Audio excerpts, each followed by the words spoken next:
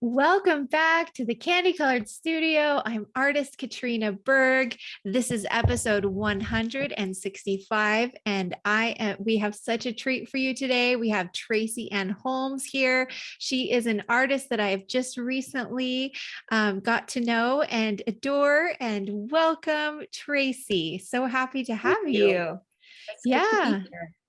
Well, I have to tell you listeners, just so you know, I had another humbling moment, and it's always nice when everyone realizes that things don't always go as planned. And so just so you know that Tracy and I are having like a studio Extended day together. conversation. We're having an extended conversation. And Tracy has been awesome. But Tracy is in the Certain Women art show up in Salt Lake right now. One of her ceramic pieces is in the show. And I fell in love with it. And so I reached out to her, and she lives in Arizona. So this is very special because I've never run into Tracy before. And this is so much fun. So again, welcome, Tracy. And Very we, much. yeah, we would love to hear all about you. So share about anything you want to share about your background, your family, where you live. Yeah, whatever you'd like to share. Okay. Well, I grew up in Napa, California, and fell in love with lots of rolling hills and big oak trees. And then I did school at BYU and in Utah, and then lived in North Carolina for a bit, and now live in Arizona, Tucson, Arizona, and I've been here for about 16 years. So we have two children, and they are teenagers, and then yeah, that's the basics. And Yeah. Well, just to give you a little bit more now that I know more about Tracy, she and her husband didn't grow up too far from each other, but I love the part where you talked about the letters. oh yes, we met at a church youth conference when we were 16 and 17, and it was pre-texting days, and so we wrote letters. We lived about an hour away from each other, and at that time that was a long distance phone call, so we could not call without it costing lots of money. So we wrote weekly letters, and so we have about 5 years of those in a big binder before we got married, and we're now coming up on our 27th wedding anniversary. Oh, so great. Well, congratulations. And when is your anniversary? Is it this fall, winter? It's in December. In December. Oh, that's special. Well, I just love the idea of love letters. And clearly, that's where your relationship started in this whole adventure, the two of you together on this creative journey. And I believe you said your teenagers are what, sophomore and senior? Is that Yes, right? yes, Which yes. is so awesome. Yeah.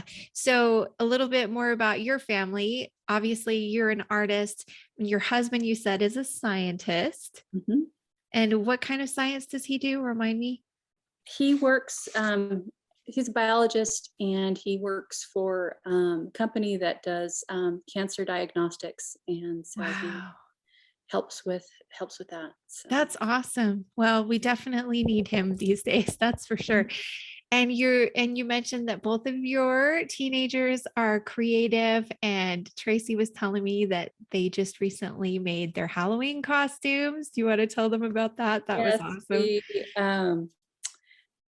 both my sons are very creative. I have my oldest loves to do drawings on the Procreate app, and then loves to paint and draw. And then my youngest son is a Lego master and builds some amazing things. And then so we've kind of had a tradition that every Halloween they're like, cool, mom's an artist, she can make us anything. And along with birthday cakes that are absolutely crazy. And this year my son created a kind of a steampunk, my youngest created like a steampunk character, and we built him a fun mask and some armor for his arms, and goggles and the whole works. And then my oldest did a Captain Hook, and his friend was Tinkerbell, or not Tinkerbell. His friend was Peter Pan, and then we did a little Tinkerbell hanging in a lantern and put bells inside the lantern so he can shake it on his hook and then make Tinkerbell sound mad. That is so awesome. I'm not going to let my kids hear this part because I I don't want to have any of those expectations. No, I'm just kidding. No, but for real, that's amazing. That is so fun. And I love that it's this tradition that you and your teenagers and your husband, like it's something that you guys get to do together every year. Yes. That's really And special. mom's costumes have become less elaborate because I've spent all the time on the kids. But Right. we did do a family 2 years ago. We did all family steampunk, and that was super fun. So that's That's awesome. that was fun. That is fun. That's so great. Well, as you can tell, Tracy is very multifaceted with her creating. So, why don't you tell us a little bit about your journey, about all the different things that you create, the different mediums that you use? Because I have to say, you are kind of unique. There's lots of artists that dabble in different mediums, but you put forth a strong effort in all of your mediums, which I find extremely just empowering and beautiful. And yeah, so go ahead. Yeah, I have always needed to doodle and literally got in trouble in kindergarten for drawing while the teacher was talking, and did always super excited when it was a drawing project for class. And then high school did art all 4 years, and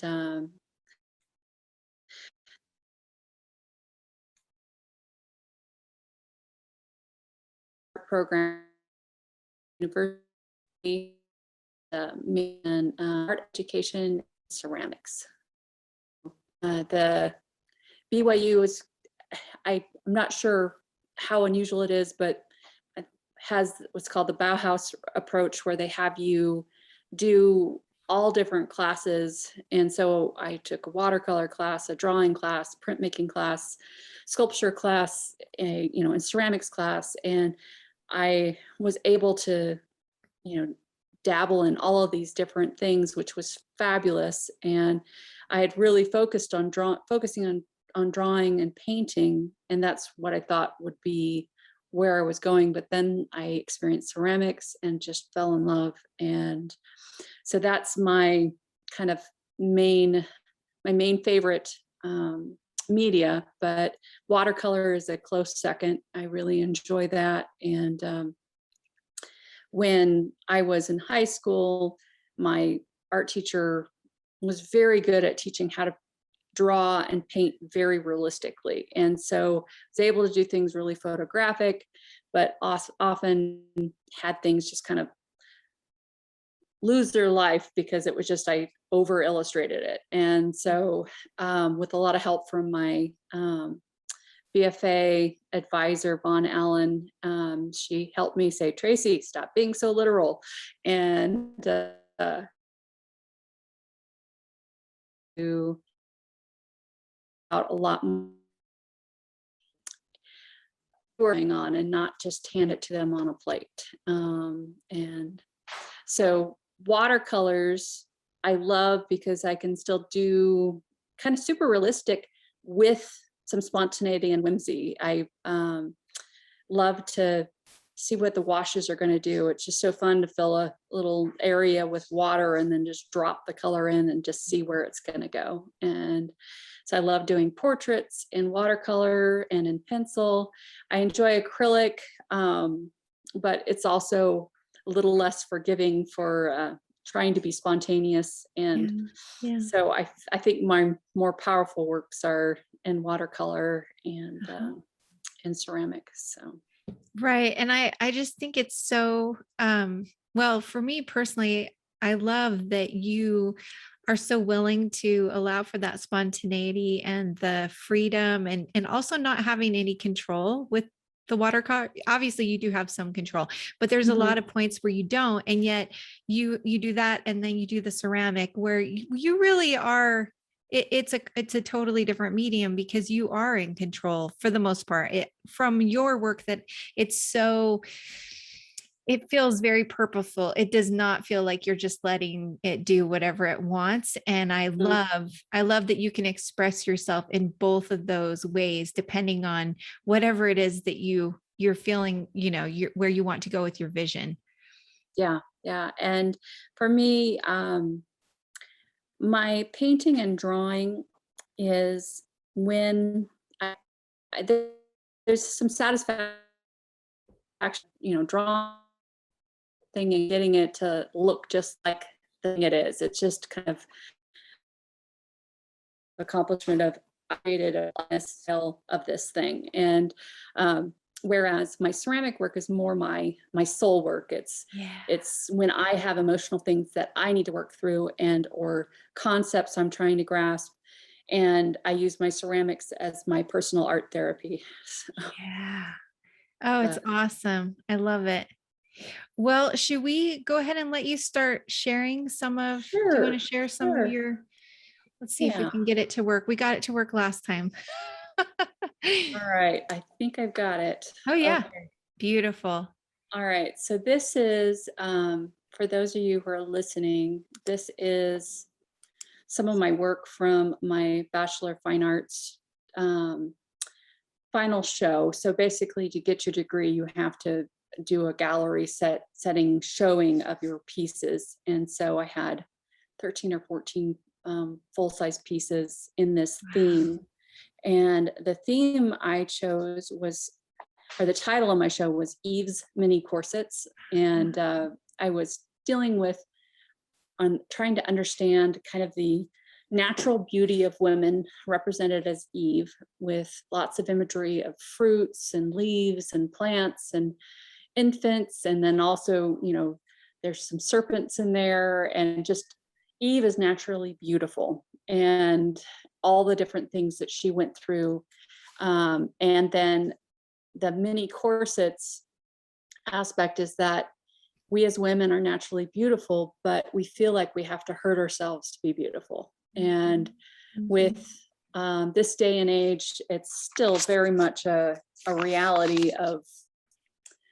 of our culture that women are so insecure in body image. And so I did a lot of research.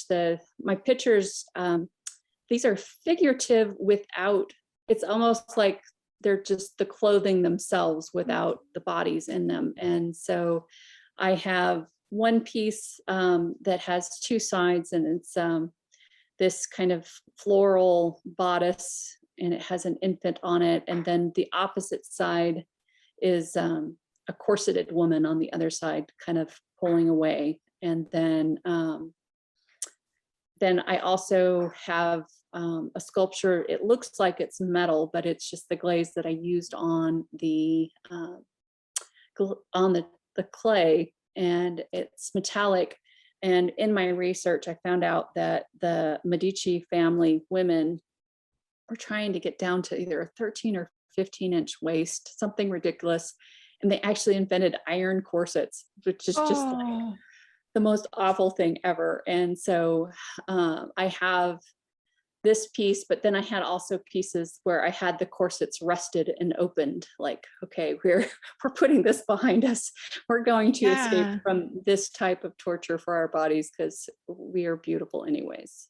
So What I find so interesting is that, okay, so what year did you graduate from BYU, I Tracy? graduated in 98.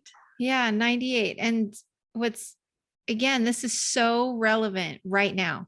I feel like this, I was actually at BYU at that time and I was feeling some of these feelings, but I know that my daughter feels the same way. And I know that, friends, her friends, my friends, we are feeling the same things. And so I love how timeless and relevant all of these ideas are. And you're right. When I saw the corset that you kind of glazed to look like metal, it really does look like metal. And even the bottom, the detail piece with the serpent, it almost has a metallic feel as Mhm. well. And yet, I don't know, it's very beautiful. But then you can also see the fabric, and it looks like it could be real fabric. You could go up and touch the softness of it just from the appearance, but I know if I touched it, it wouldn't be soft.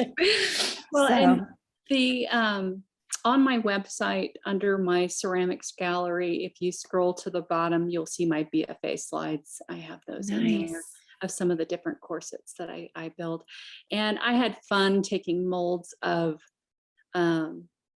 buttons and buckles. I actually took molds of actual hinges to put on my ceramic pieces. And you can't really, I think it's the other side of that piece, but one side of it actually has a zipper that I carved out of clay going up the side. And so I had fun with lots of details, and but there's a lot of symbology in it as well. The detail at the bottom, you see an infant's foot on top of a serpent, and it's the biblical, talking about how you will have the power to crush the head of the serpent.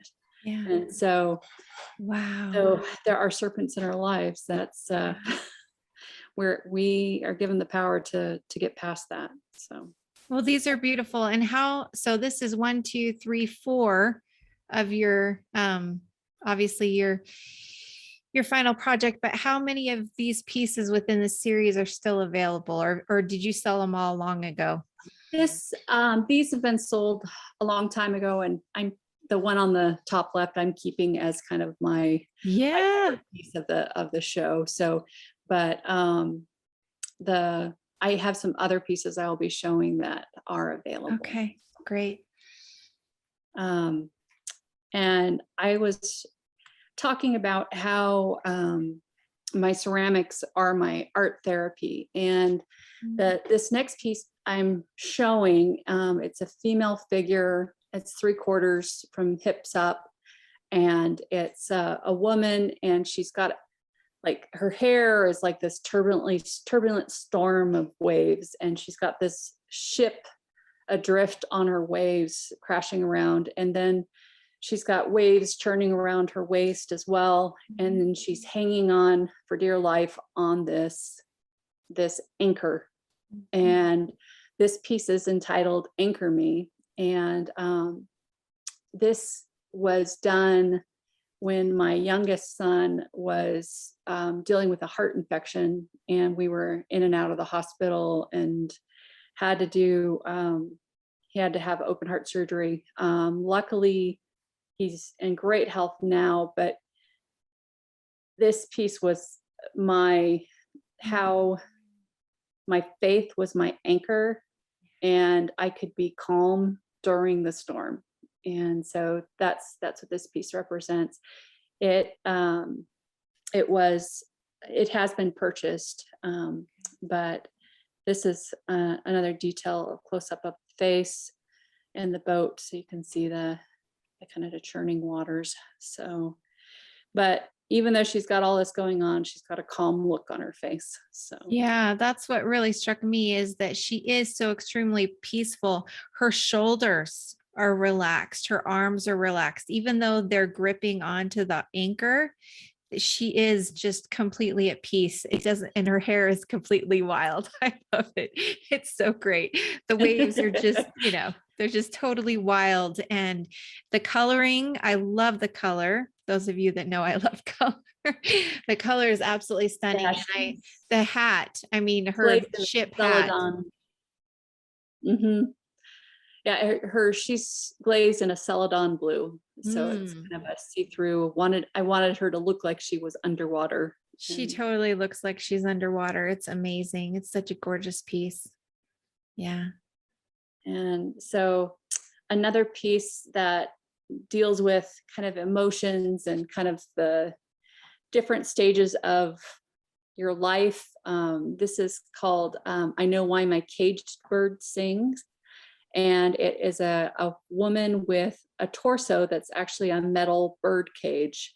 And she's got a little bird suspended inside of it that's got its beak open and it's singing. And she's got her arms kind of grabbed behind her. And this was my nod to Maya Angelou, which I love her writing and her power and her ability to speak for women who have been through hard things. And so for me, this represents, there's a lot of time as a creative that you want to be doing more, and you sometimes feel a bit caged because of other responsibilities. but she's patiently waiting her turn to let this bird loose and to sing. And now that my kids are teens, I've had a market increase in what I've been able to do as my kids are more independent, and I've been able to be a lot more productive with my artwork. So. It's incredible. And just to give you a few more descriptions, once again, this woman is looking upwards very calmly, despite the fact that she's in a lot of turbulation within her life. She's feeling the challenges of her season, but she's looking up calmly. Like Tracy said, she's holding her arm in the back, just kind of pondering and thinking. I keep thinking about President Nelson and how he talks a lot about that myopic, just kind of seeing beyond. And that's what your pieces do for me. I feel like they really invite us to look beyond just what's immediately in front of us. And then I'm going to go to, I'm actually going to skip this right now and go to, this is a piece that I did for the church's international art competition. And this was based on a talk by Bruce R. McConkie, and it's called The Three Gardens of God. And Katrina's going to put that in the comments so you can read the article. But it's a beautiful talk, and it talks about how all the important things of the plan of salvation and the plan of God happened in gardens. And the first garden was, of course, the Garden of Eden. And that's where the fall happened. And so in this piece, I created a peach with a bite mark out of it. And that represents my forbidden fruit. And I've never been tempted by apples are okay, but peaches are amazing. And so I thought the forbidden fruit would definitely be a peach. And then the second garden is the Garden of Gethsemane, where Christ suffered for our sins. And to represent the Garden of Gethsemane, which was a grove of olives, I did a sprig of olive branch. And then the most important all, where Christ conquered death, the Garden of the Empty Tomb. And in the scriptures, you read about how they found a linen cloth wrapped at his burial site.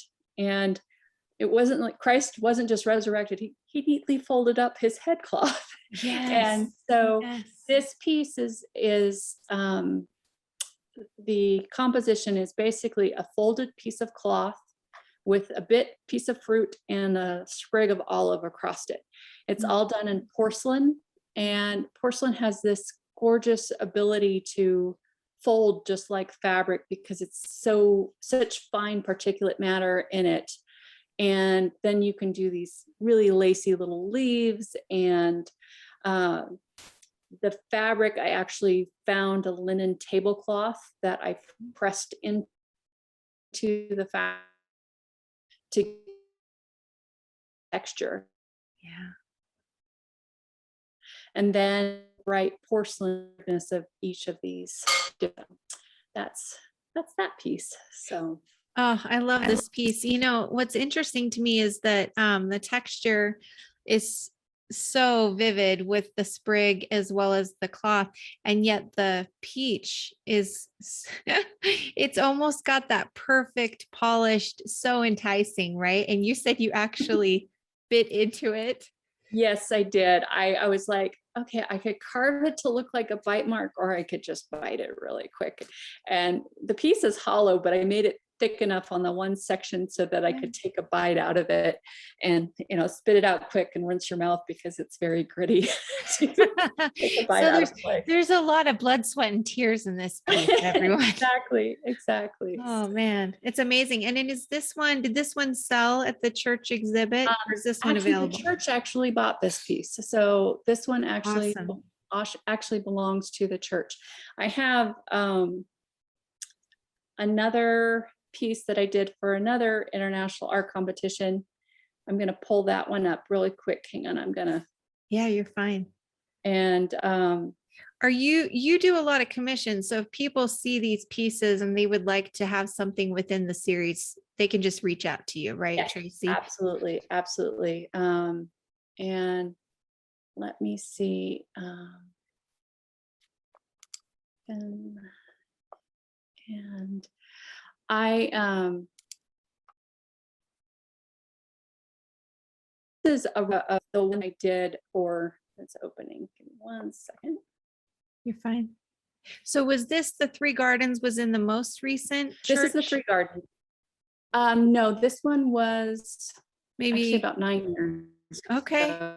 ago. Yeah, that was, yeah, I think it was 9 years ago. Then 6, because they do it every 3 years. And then 6 years ago,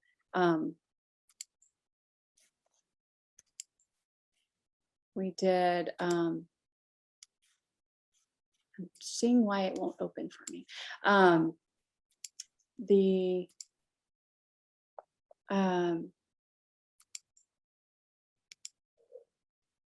The other piece that I did, I'm going to stop the share for a second. Yeah, and yeah, you're fine. Maybe that will that'll let help. me open it. So Oh yeah, you're probably right. the next piece that I did is, it's called He Died That We Might Live. Okay. And it is a piece on the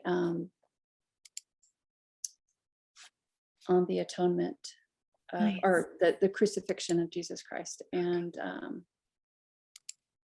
so I'm going to describe it, and I'll still keep trying to get it up. I carved, it's like a piece of the cross, and carved the wood with all the burls, and then it looks like it's a piece of wood that's kind of been broken off. Okay. And then it has draped over it the fabric, like the robe that Christ wore when they were taking him to be sacrificed. And then on top of it, it has the crown of thorns setting on it. Wow. And then in the folds of the fabric are the nails. And once again, it's all done in porcelain, and then fired just in the white, because I love the brightness of porcelain, and it just makes things look sacred. And totally. it's let's see if I can get this to open for me. So did you say that one was still available, or that one sold as well? I actually do have that one available. And, cool. And I will come back to that. Yeah, that's fine. And you could always send me the picture and I can add it to the show notes if we can't get it to go up. So that's totally fine. Yeah. And so a few other, what's the one that you're waiting to go through the second round? You're waiting to find out if it goes. That one is called Partake of His Goodness. And I have it in the second jurying round for the Church International Art Competition. And it has a picture of a woman reaching for fruits, and it's called Partake of His Goodness. And I'm going to see if I can get it opened up for us as well. Yeah. And is that one another 3D, or is that one a mural? This one's a tile mural. Cool. Oh, I'm so excited to see that one, Tracy. I'm surprised we haven't heard back yet, because Heather said that they were done jurying. Did you get to listen to Heather's talk at the Certain Women? Oh, I haven't got to talk to it yet. So Heather and Rose were both on the jury this year, and they said they finished their portion. It's now been a week and a half, I think. So they're just kind of going through, I guess they have to go through correlation, and then we'll know. So got it.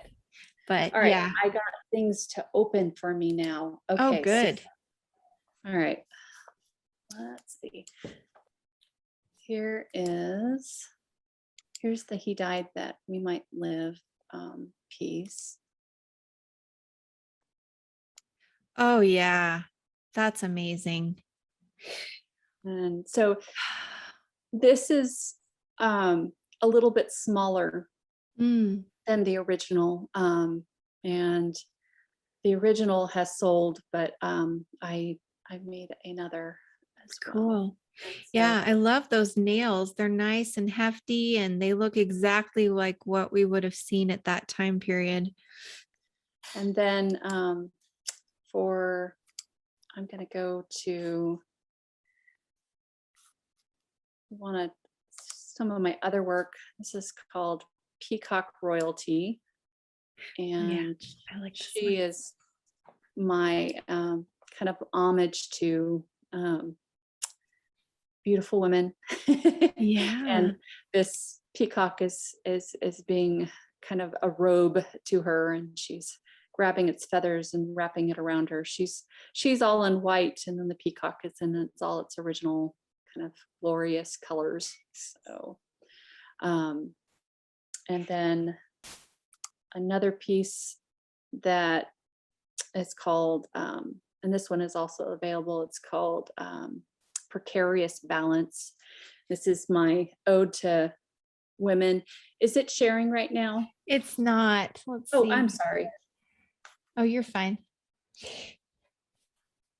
I'm going back. Yeah, yeah. Let's look at the peacock one because they need to see the peacock on top of her head. You do such a good job of placing everything on their heads, just so you know. It's Yeah, always there's I think it's just a little bit about all the different things that kind of weigh us down, or we're proud of. And yeah. I love birds. I use them a lot in imagery.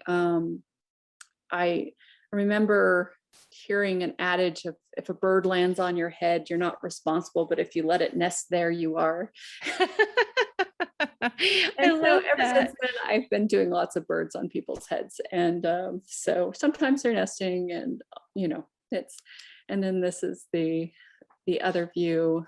Oh, it's And stunning. It's so beautiful. Yeah, and I love that peacocks then represent here royalty. is, That's beautiful. and then this is called Precarious Balance. And this is a woman that has a pile of all kinds of random sing it, and it's a very fun homage to motherhood and all the tasks that we take on as mothers. So there's a prickly pear paddle in there, there's a lemon, there's a pomegranate, some rocks and twigs, and just a little bit of everything that's just representing all the kind of craziness of her life. So And just for those of you that can't see this one, she's actually glazed it with like a bronze. You called it a bronze glaze. yeah. Yeah. So it's a little bit different, but it's really, I love it's very special, just, in the bronze, and it has all the fun bubbles. I love the bubbles. Yeah. Well, It's a and totally different texture once you do that. the thing is too, with ceramics, you just kind of pray to the kiln gods that they'll be kind to you, because you never know what you're going to open the door to, especially with glazes, because Yeah. something you've used time and time again, it can turn out totally differently in your next firing and just be like, what happened? And So that's kind of the watercolor added to your ceramic, right? exactly. That's where you're letting go, because you just say, Yes. okay, whatever it's meant to be, that's what's going to come out. Yeah. And my most recent piece, I'm just finishing this one up. This one was a commission.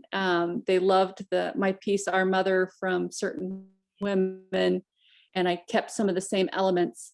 But this is for my friend that's from South Africa, and South Africa is national flower is the protea, which Yes, they are the craziest, coolest looking flower ever. And so here are some of my details of my flowers. Her head, she's reaching up and she's placing these flowers in her hair. And then her one hand is relaxed. She'll have a stem of, I'm actually trying a pincushion protea, which if you know what those are, it's like, I don't know why I'm trying to do this in clay. It's like, Yeah, but I had to because try. the big one is the queen protea. That's Yes. the one that I paint the most, but you're right. The pincushion one is so intricate and Yeah. And if you underneath it, you can see there's a little ball with polka dots in it. And that's what I'm doing. Mhm. And then I extruded a whole bunch of little tiny strings of clay and put little balls on them. And then I'm going to glue them in after they fire because it wouldn't survive a Cool. fire. So we'll Yes. see how that comes out. So I'll have that posted to my website when I get it completed. So, Oh, that's so and exciting. then let me show you the piece for the International Art Competition.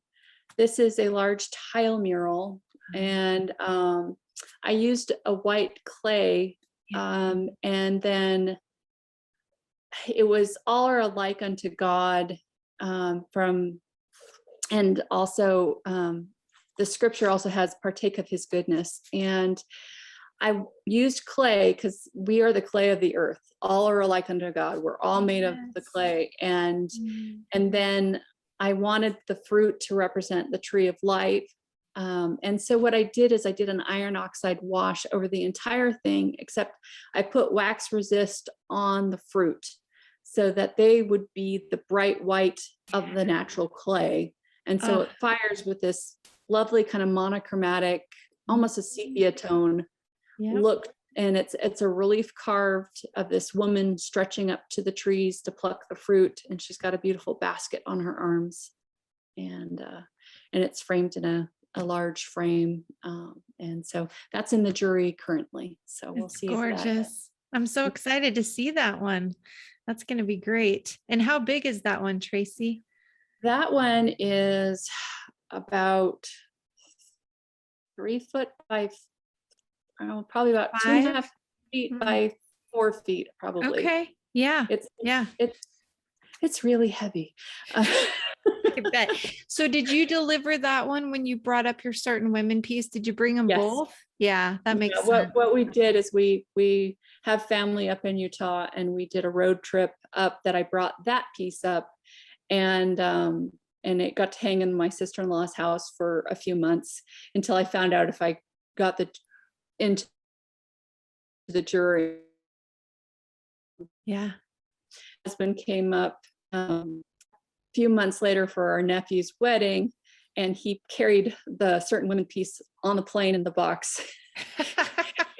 And then he went and picked this one up from my sister-in-law, dropped that one off at the Church History Museum, and then dropped the other off at Anthony's. So, oh my gosh, it's such an adventure. And it just goes to show that there so much of this creative journey really does involve our families, doesn't it? yes. Even if it's just our in-laws that are storing it and enjoying it, right? Yep. And do we want to talk about the Certain Women piece now? Why don't you unshare and I'll pull up my screen. I think I can find them a lot quicker now that I kind of know where they are. Yeah. So I've got my piece up. And yeah. Let's do yours first. And then this piece is entitled Our Mother, and just kind of the background of Certain Women. It's an invitational, and they invite a certain number of women and say, this is the theme, and we want you to create a brand new work specifically for this show. We can't just, go and grab whatever. We want it specifically made on this theme. And they sent a fabulous article on by Val Larson. The theme was Heavenly Mother. And Val Larson wrote this beautiful article about how Heavenly Mother is hidden in plain sight, and how she's all throughout the scriptures, and she's, representative as the tree of life, the tree of knowledge, and also that she was anciently among the Jews was worshipped along with a heavenly family, a father, a son, and a heavenly mother.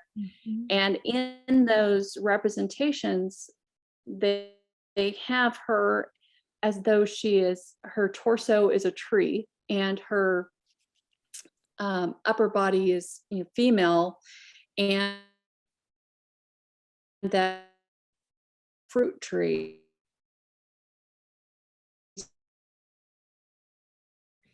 tree.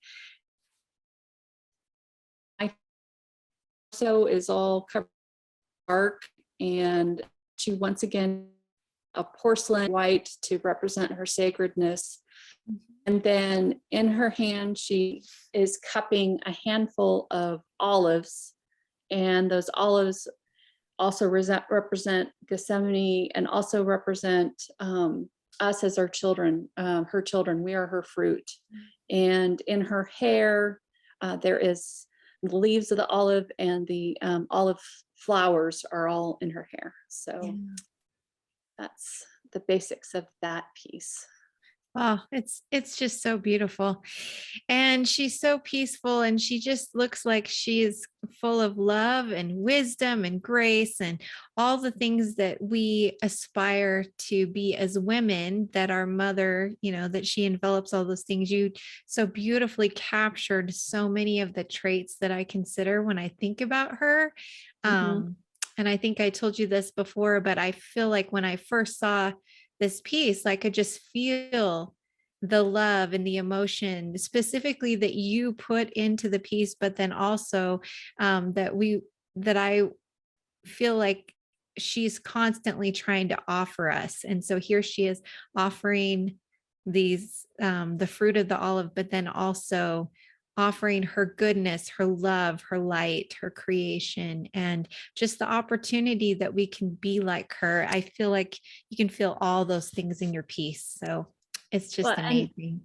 I think that was the beauty of this show is we found out through the speaker that came in, and she talked about how it's nowhere in our canon that we need to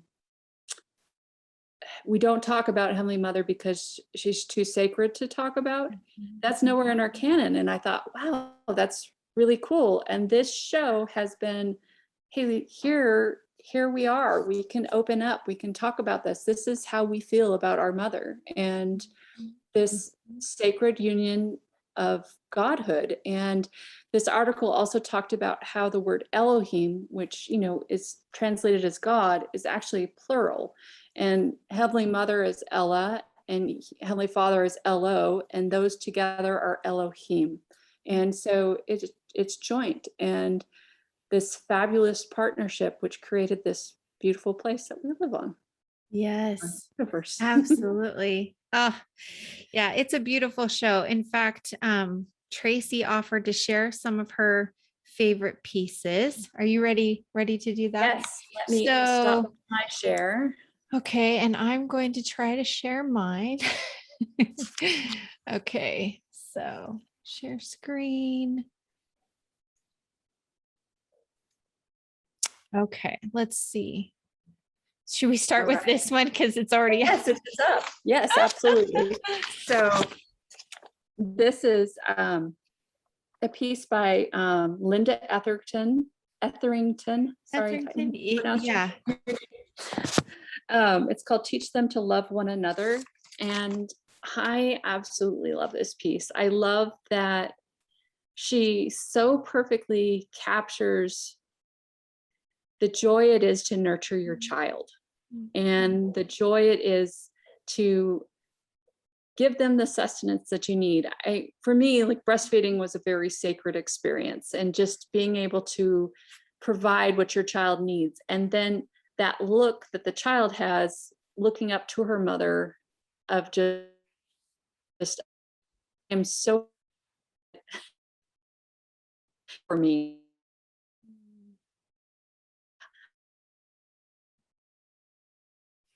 Do this with our own children. That's what Heavenly Mother, she's looking down on us like this as well. And Linda has all these fabulously bright colors, and she uses a strong cobalt blue to outline her figures, and has, it's a gorgeous piece. Yes, it's amazing. And just a couple other things that I love about her piece, and all the pieces that I've seen Linda do.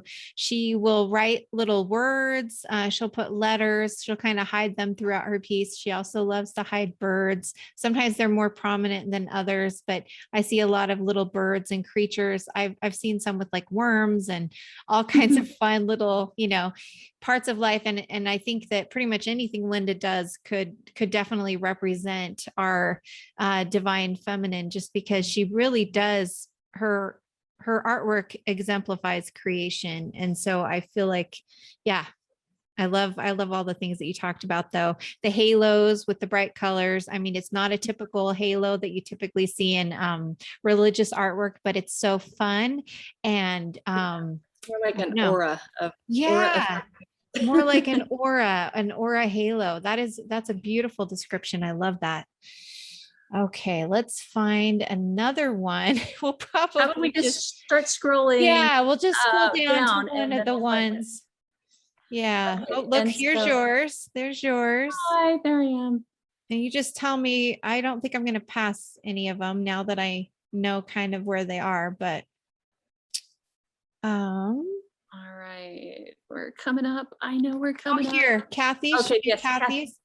Yeah, Kathy Erdman's. This is called Heaven Weeps and Heaven Reaches. And for those of you that are listening, it's two figures. They're kind of joined at the hair, joined at the shoulder, and they're both representations of Heavenly Mother. One, she has her face cradled in her hands as though being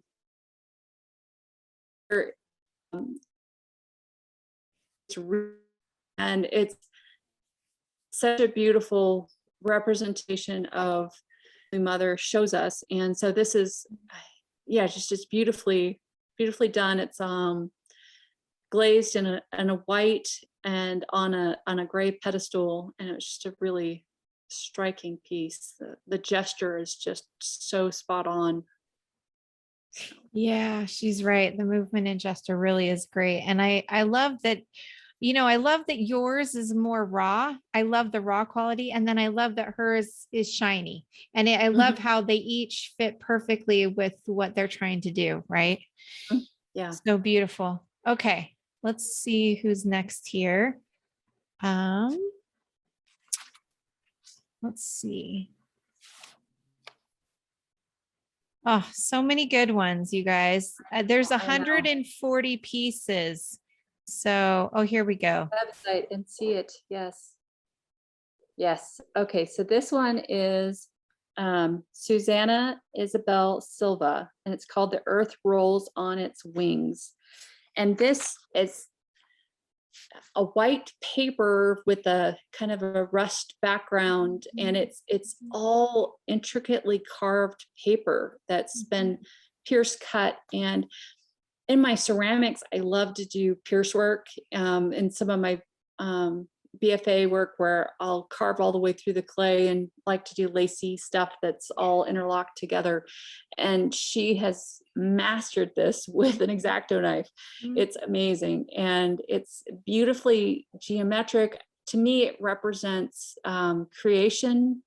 There's interlocking circles, and looks like spiraling clouds, and all these different kind of strings of little beads that are kind of going down into the center, and it's like this powerful kind of explosion from the center. So yeah, it's absolutely incredible.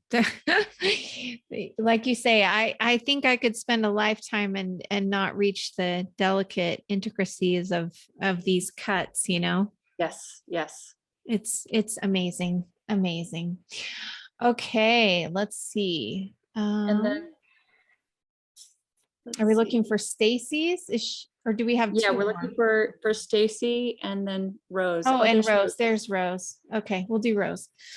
Okay, so this is Rose Static Dolls. The veil is beginning to burst, and it's circular composition, and there's these sweeping curtains kind of blowing open, and inside you see Heavenly Father and Heavenly Mother, and it's just this fabulous imagery of the two of them standing there together as partners. And she's not she's not less than, they're just equals, and they're working together and looking down on their creations. And the composition is just fantastic. It's kind of like pale pinks and light blues, kind of monochromatic yet not. But if you're familiar with Rose's work, she does some really interesting colors with very strong design lines surrounding her subjects.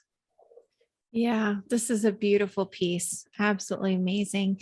And you're right, so much movement. I love how delicately, even though you can tell that they have so much power as they break the veil, it's also so beautifully and delicately done, right? Mhm.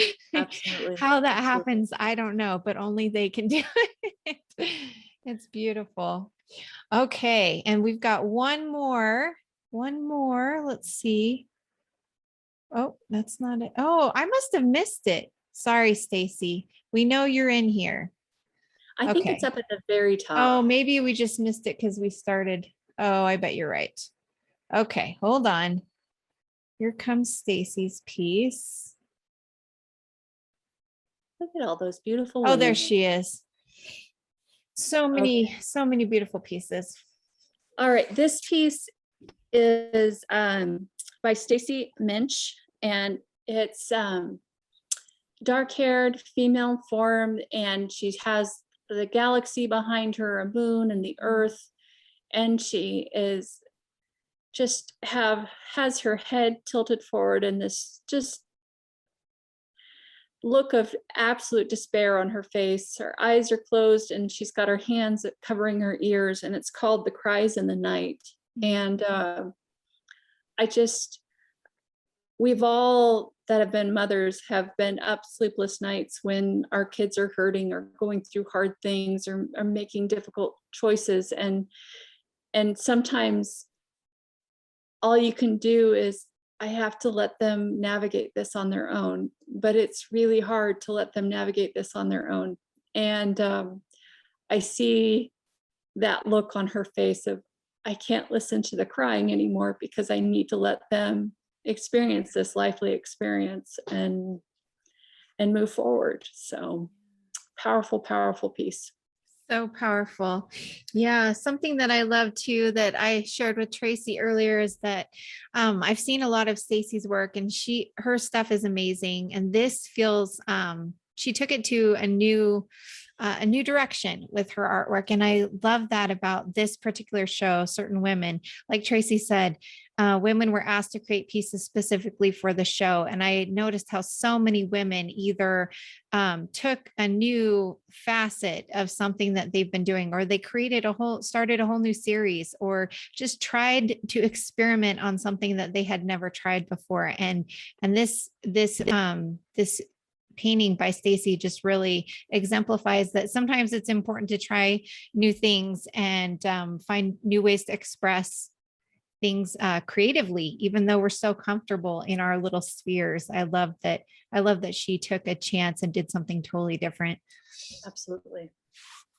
Okay, I'm going to go ahead and stop and share. And I feel like there's so many things. There were a couple things that I was thinking about, but I would love to hear. I feel like I kind of skipped some of the things before, but let's talk for just a minute about just being a creative. And you gave you shared with me for a second. Oh, did it it froze. Okay, so I would love to have you share. You shared with me some of the things that you do so that you can still create. And this idea that even though we all have 24 hours, sometimes we have to carefully choose, or we have to give up things. And you gave some really great advice as what works for you. Yeah. First of all, I discovered very soon on that I'm not a very good wife or mother if I don't have creative time. If I don't get that time to express myself and to do any of that, I have a really hard time being present. And so I have to give myself mental breaks. quiet time by myself is incredibly important. That was the hardest thing about the pandemic, when everybody in our household was home 24/7. And it was like, can I go by myself to the grocery store, please? And so, um, but I learned that it was okay to go upstairs and lock my door, and the house was not going to burn down. I could go upstairs and work on something. I could go, my ceramic studios on my back porch. I could go outside, and nobody else is going to want to go out there anyway. So I'm going to go out there and work and have some quiet time, plug into my favorite audiobook. But I also, priorities. My family is, my number one, and my faith is also high up priority. And I reserve my Sundays for my Sabbath. Having that day of rest makes it so that I can be creative. And I just finished a calling as Relief Society president, which definitely pushed me beyond anything I've ever done. I have a fabulous group of ladies I work with, but I also scheduled time.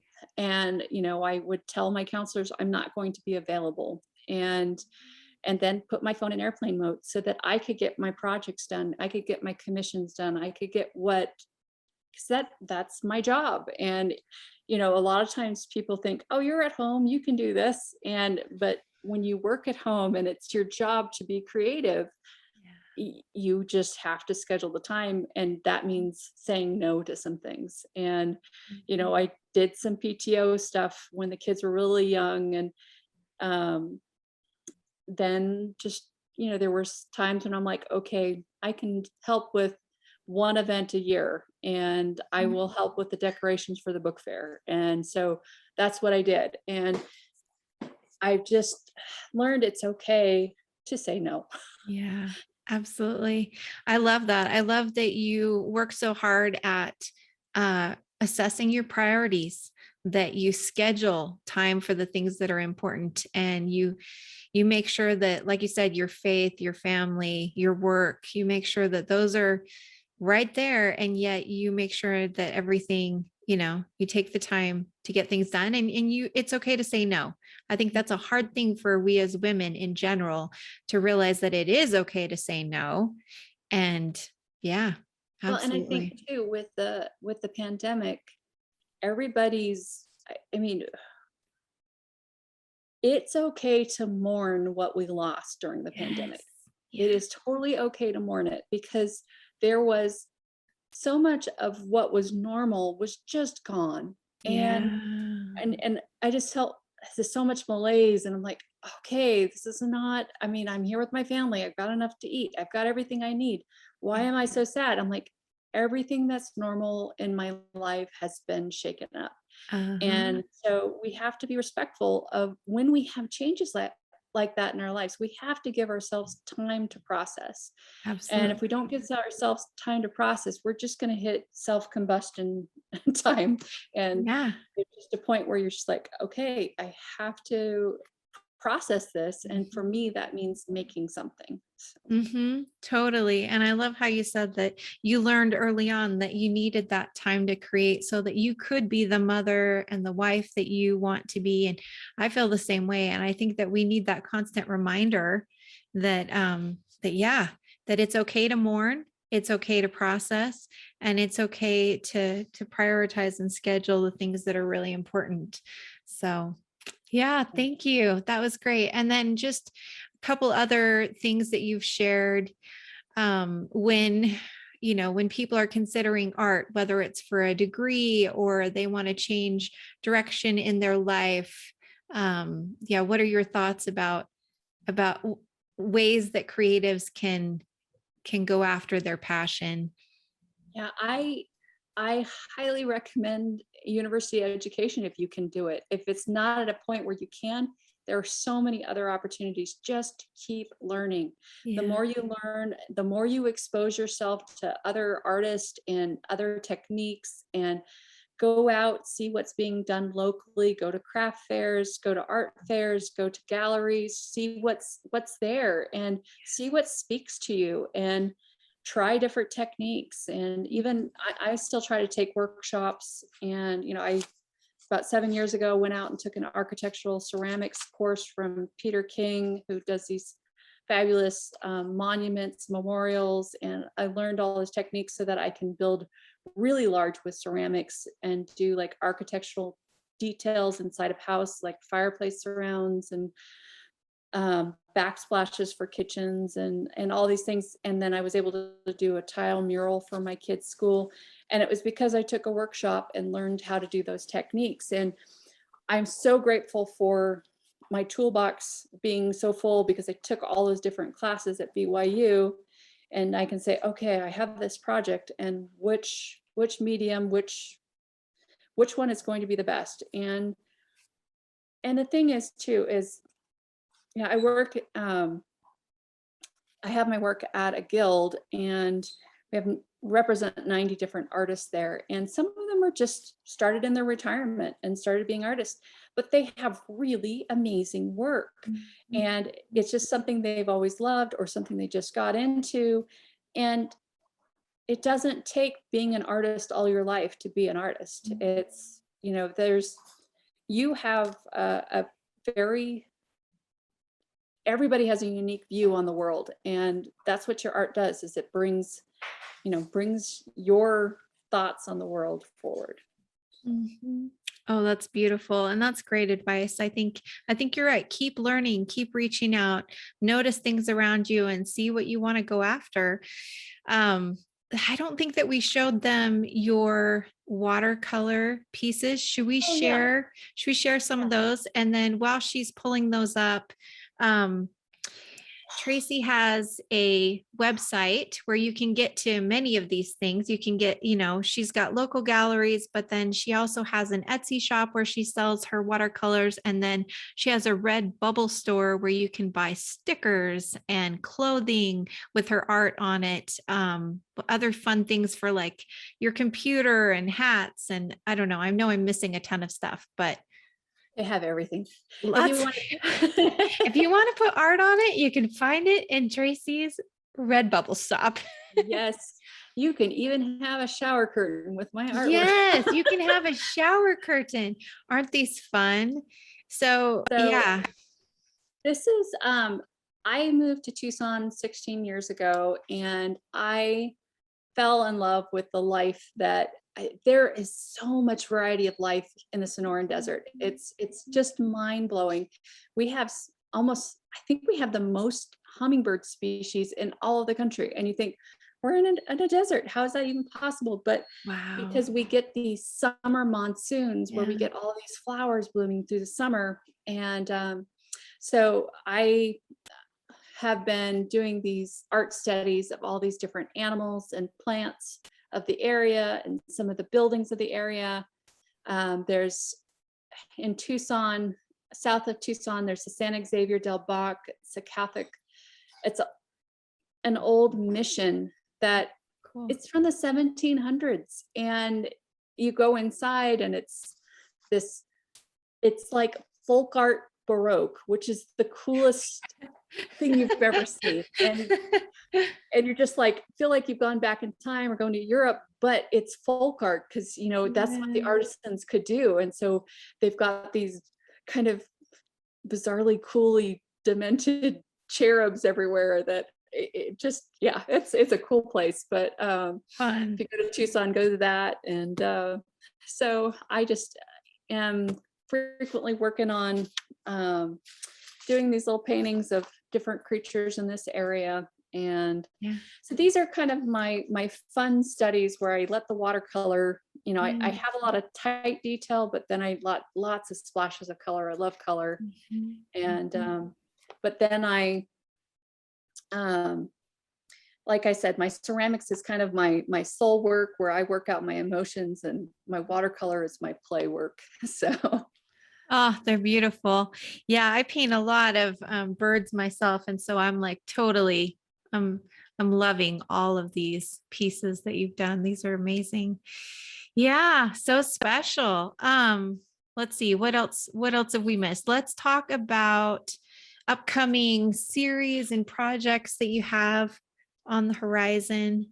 Yeah, hopefully we get the jury results soon, and I find out that hopefully that piece will be in the next international art competition.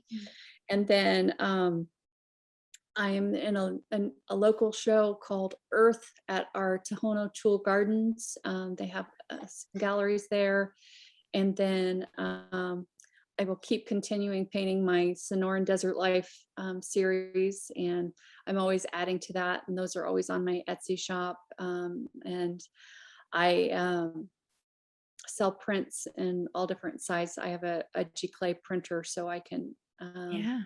print things on nice archival paper. And Yeah. then my female sculptures, they're just kind of, I do them on commission and also as needed for Yeah.